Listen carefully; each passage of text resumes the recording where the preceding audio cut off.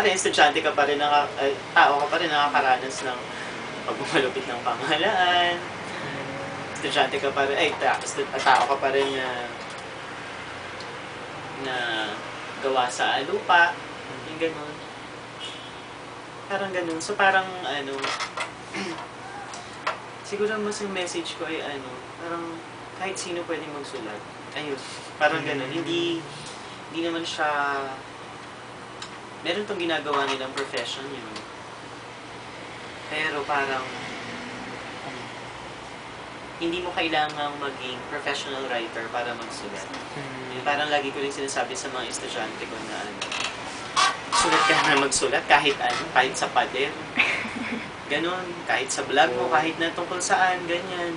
Basta magsulat ka, ganyan. Tapos, pag natupad mo na yung mo na, ayan, nakakapagsulat na ako. Ang sunod mong atupagin ay, magsulat ka naman para sa ibang tao.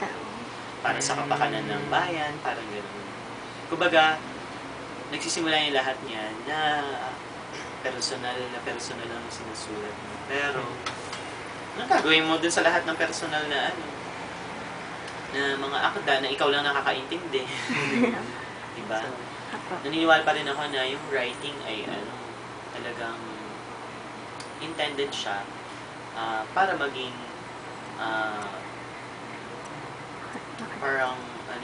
para maging testimonya ng kasaysayan ng isang bayan. Lalo na siguro kung yung bansa mo ay nakaranas ng mga pagmamalabis mula sa iilang tao, ganyan. Parang sa klase ko lagi ko sinasabi, lahat naman kayo nagsusulat kasi gumagawa kayo ng status message sa Facebook. Ano yun? Parang kaya ka gumawa ng status message kasi meron kang gustong sabihin. Minsan gusto mong patamaan yung ex mo.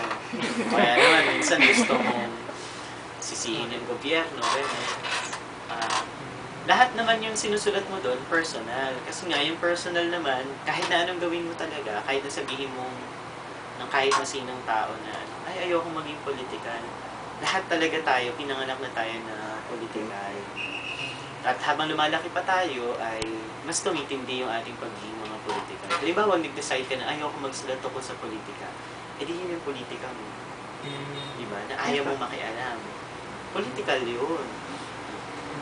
Kaya lahat ng tao talaga political. There is no such thing. Kaya tuwing nagsa-status message tayo, di ba? Ano isusulat mo sa status message mo? Kumain ako ng ganito kasarap, ganyan.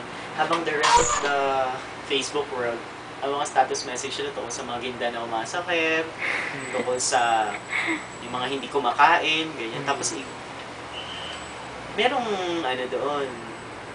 Ngayon, hindi mo naman napipilit yung sarili mo. Sabihin, dahan-dahan siya. Kaya nga, magsulat lang na magsulat. Ngayon, pagkatapos na masatisfy mo yung mga parang self-glorification, yung meron ka ng self-satisfaction dun sa personal na writing, kailangan mag-mature yung isang manunulat at lumabas doon sa kanyang comfort zone. Maraming salamat po, sir.